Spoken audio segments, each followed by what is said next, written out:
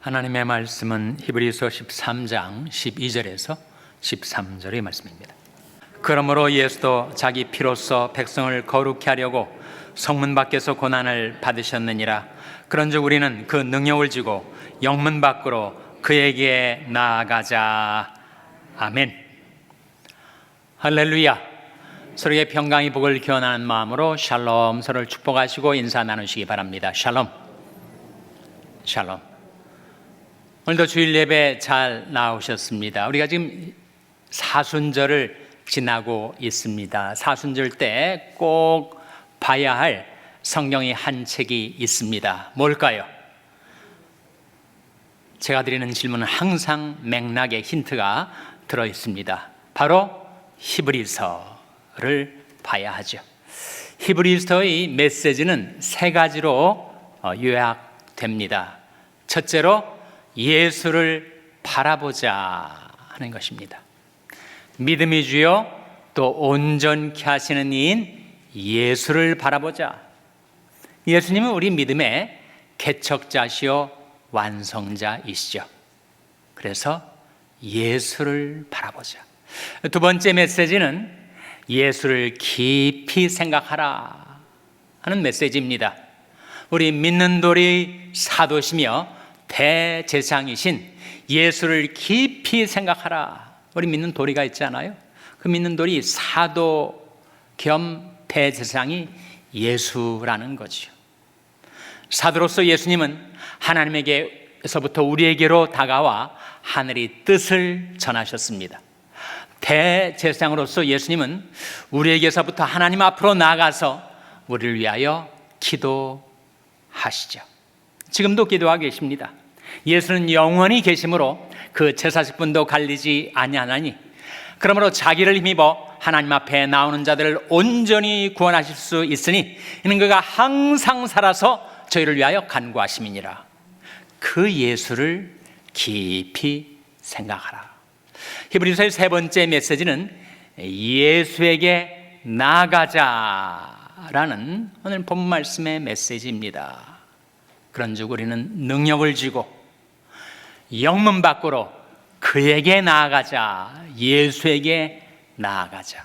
우리 삶이 날마다 예수를 바라보고 날마다 예수를 깊이 생각하고 날마다 예수에게 나오는 삶이 될 것을 말씀해 주고 있는 메시지입니다. 우리가 예수님 앞에 나오려 할 때, 하나님 앞에 나오려 할 때 우리 길을 가로막는 장벽이 있으니 그 장벽이 바로 우리가 지금까지 살면서 지었던 죄의 장벽이죠. 여호와의 손이 짧아 너를 구원치 못하심도 아니요 그 귀가 둔하여 너를 듣지 못하심도 아니라 오직 너희 죄악이 너희와 너희 하나님 사이를 내었고 너희 죄가 그 얼굴을 가리워서 너희를 듣지 않으시게 하매니. 그래서 우리가 하나님께 나오려면 우리의 죄의 문제가 해결이 되어야 됩니다. 그리고 죄의 문제의 해결은 예수님의 십자가로 이루어진 것이죠. 오늘 본 말씀 히브리서 13장 12절 화면에 나온 말씀 같이 읽겠습니다. 시작. 그러므로 예수도 자기 피로써 백성을 거룩히 하려고 성문 밖에서 고난을 받으셨느니라. 그러므로 예수도 자기 피로써 백성을 거룩히 하려고. 왜 백성을 거룩히 하는데 피가 있어야 되는가? 피가 흘려져야 되는가? 그 이유가 있습니다. 레위기서 17장 11절에 나온 말씀이죠. 화면에 같이 읽겠습니다. 시작. 육체의 생명은 피에 있음이라. 내가 이 피를 너에게 주어 단에 뿌려 너희 생명을 위하여 속하게 하였나니 생명이 피에 있으므로 피가 죄를 속하느니라. 이 마지막 부분에 생명이 피에 있으므로 피가 죄를 어떻게 한다고요? 속하느니라. 죄의 싹은 사망입니다. 우리가 지은 죄 때문에 우리가 죽어 마땅한 존재였었어요. 근데 모든 사람이 죄를 지어서 하나님의 영광에 이르지 못했기 때문에 하나님께서 우리를 살리시려고 대신 죄값을 치르게 하시려고 독생자의 생명의 피를 흘리게 하신 것입니다. 생명이 피에 있으므로 피가 죄를 속하느니라.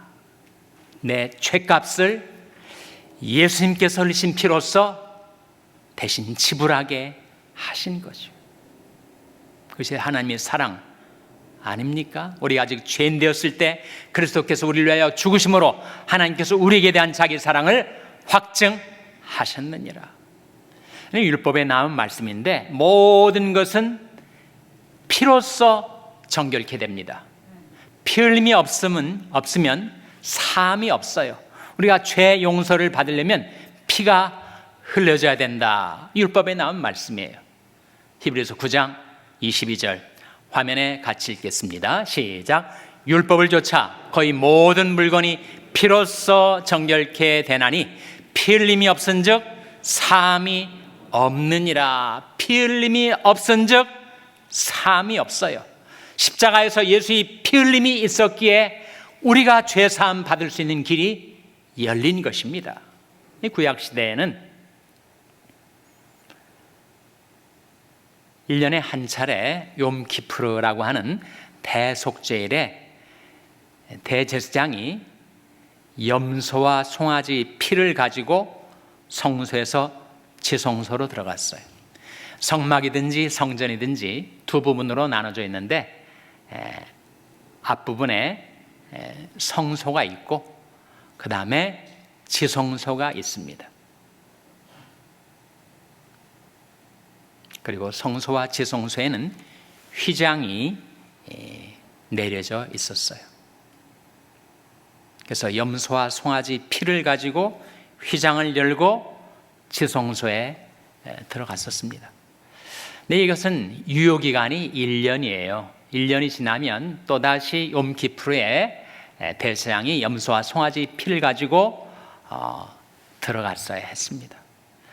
그리고 그 피의 효력은 이스라엘 백성에만 한정이 됐었어요.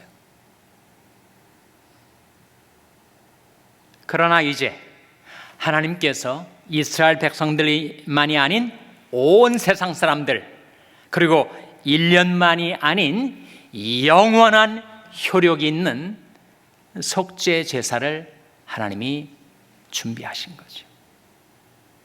히브리서 9장 12절 화면에 나온 말씀 같이 읽겠습니다. 시작.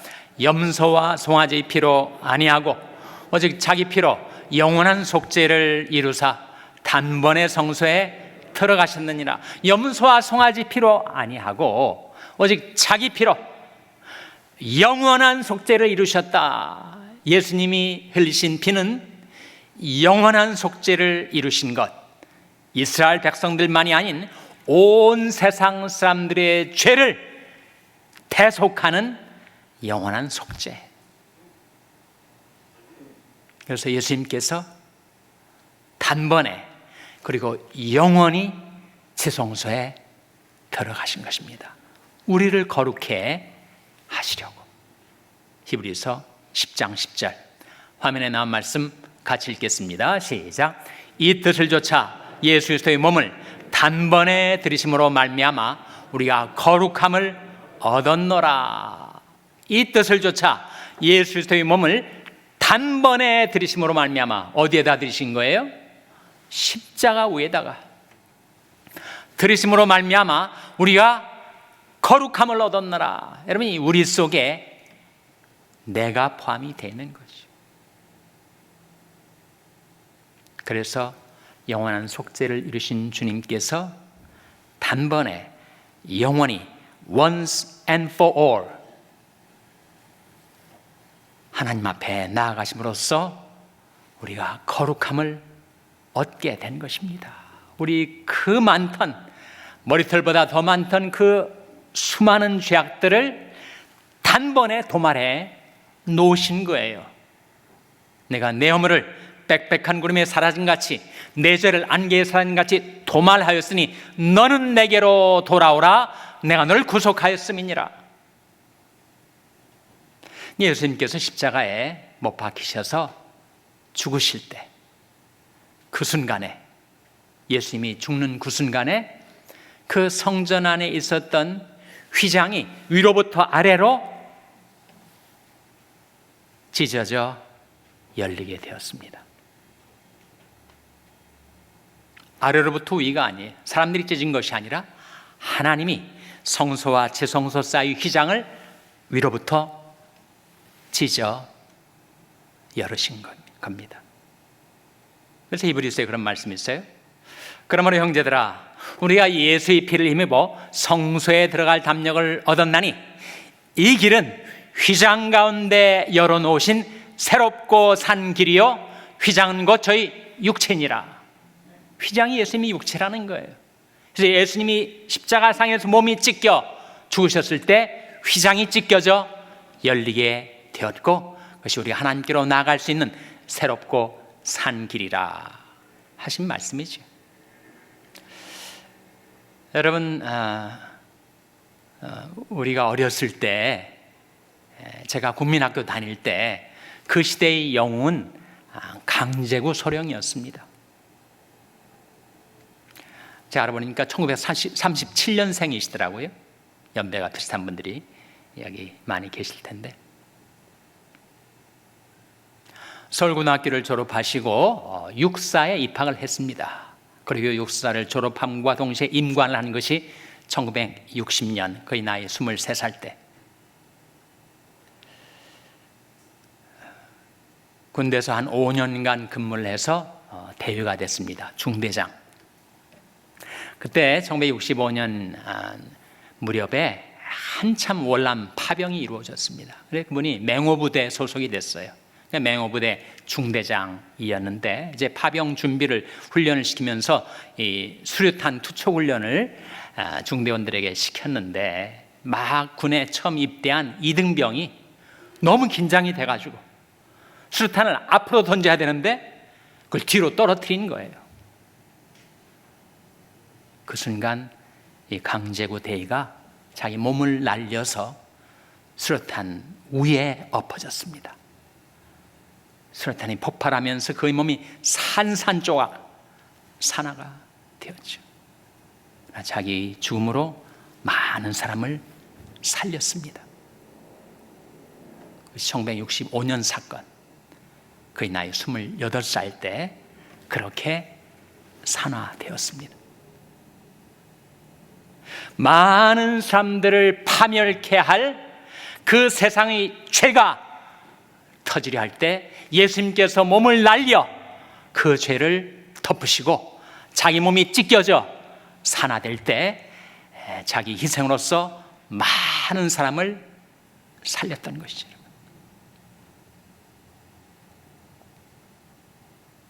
그리스도께서도 한번 죄를 위하여 죽으사 의인으로서 불의한 자를 대신하셨으니 이는 우리를 하나님 앞으로 인도하려 하심이라.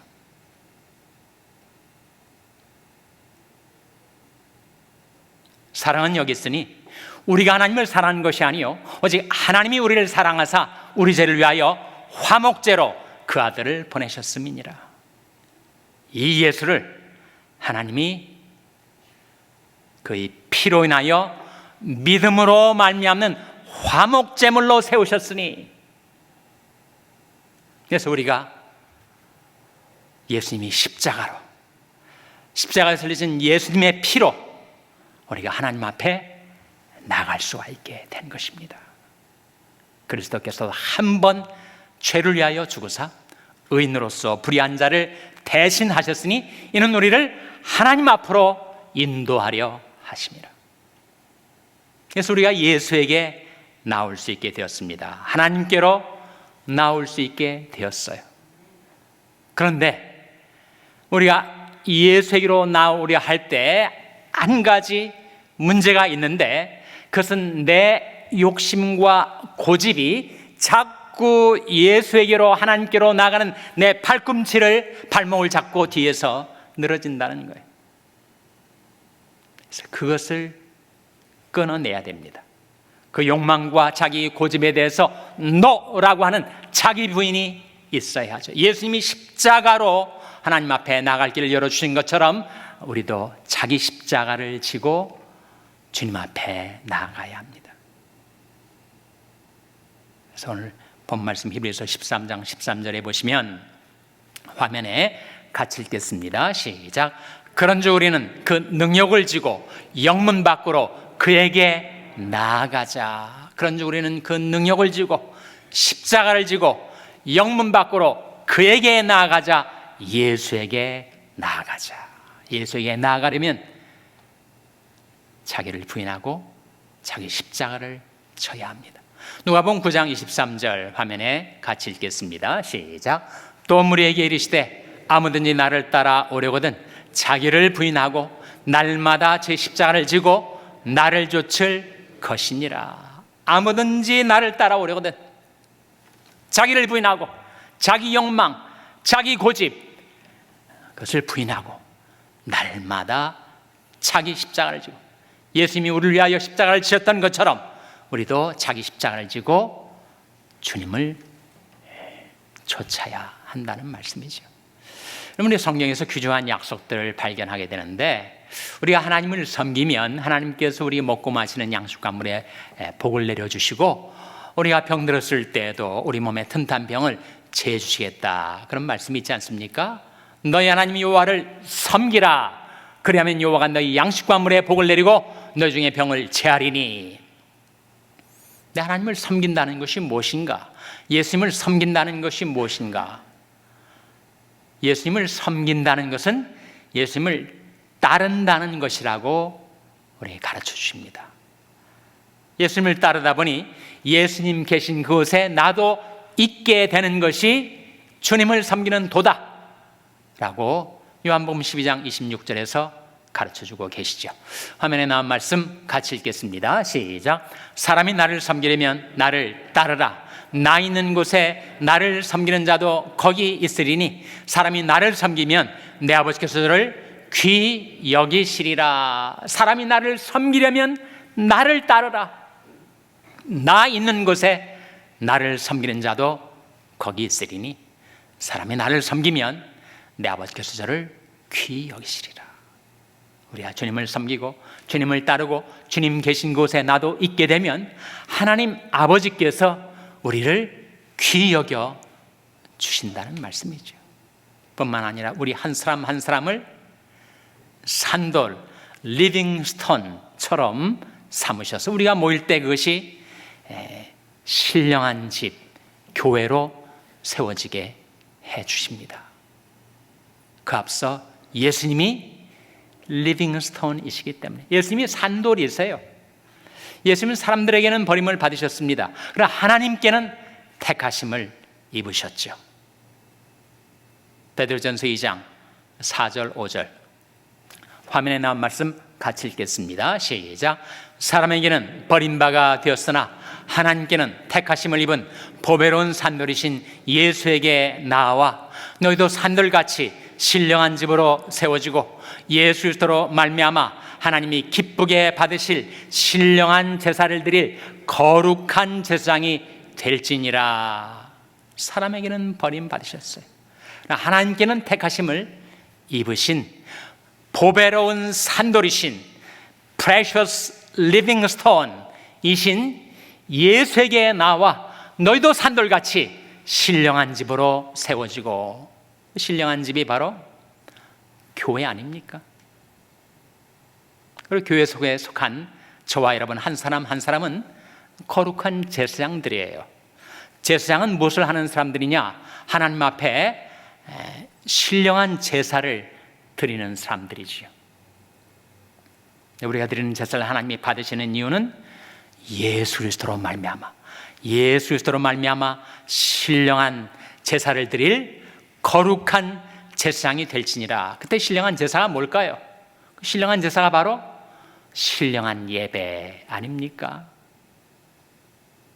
우리 한 사람 한 사람이 산돌이 되어 예수, 산돌이신 예수에게 나와서 신령한 집, 교회로 세워지고 예수 그리스도로 말미암아 하나님이 기쁘게 받으실 신령한 제사를 드릴 거룩한 제사장이 될지니라. 그래서 우리가 하나님을 떠나서 세상 속에서 내 마음대로 다니고 내 욕망대로 다니고 또 유혹에 이끌려 다니고 살던 지나간 삶이 이것으로 족하고 이제는 우리가 하나님께로 나와야죠. 이사야 55장 6절 7절 말씀 같이 읽겠습니다. 시작. 너희는 여호와를 만날 만한 때 찾으라. 가까이 계실 때 그를 부르라. 악인은 그 길을, 불의한 자는 그 생각을 버리고 여호와께로 돌아오라. 그리하면 그가 긍휼히 여기시리라. 우리 하나님께로 나오라. 그가 널리 용서하시리라. 너희는 여호와를 만날 만한 때 찾으라. 가까이 계실 때 그를 부르라. 악인은 그 길을, 불의한 자는 그 생각을 버리고 여호와께로 돌아오라. 그리하면 그가 긍휼히 여기시리라. 우리 하나님께로 나오라. 그가 널리 용서하시리라. 우리가 사순절을 지나면서 히브리서의 메시지를 우리가 받게 되었습니다. 우리가 어떻게 살아야 할 것인가? 날마다 예수를 바라보며 살고, 날마다 예수를 깊이 생각하며 살고, 날마다 예수에게 나오는 그런 삶을 살게 되시기를 주님의 이름으로 축원합니다. 기도하시겠습니다. 하나님 아버지, 세상 속에 방황하던 저희들이 지나간 날이 삶이 이것으로 족하오니 이제는 하나님께로 돌아와서 하나님이 긍휼히 여기심을 받고 저희들의 모든 죄악들은 용서함을 받고 구세주에 흘리신 십자가의 보배 피로 저희들이 정결함을 얻고 이제는 자기를 부인하고 날마다 제 십자가를 지고 예수를 섬기고 따르는 그런 삶을 살게 하여 주시옵소서. 이 모든 말씀 예수님의 이름으로 기도하옵나이다. 아멘.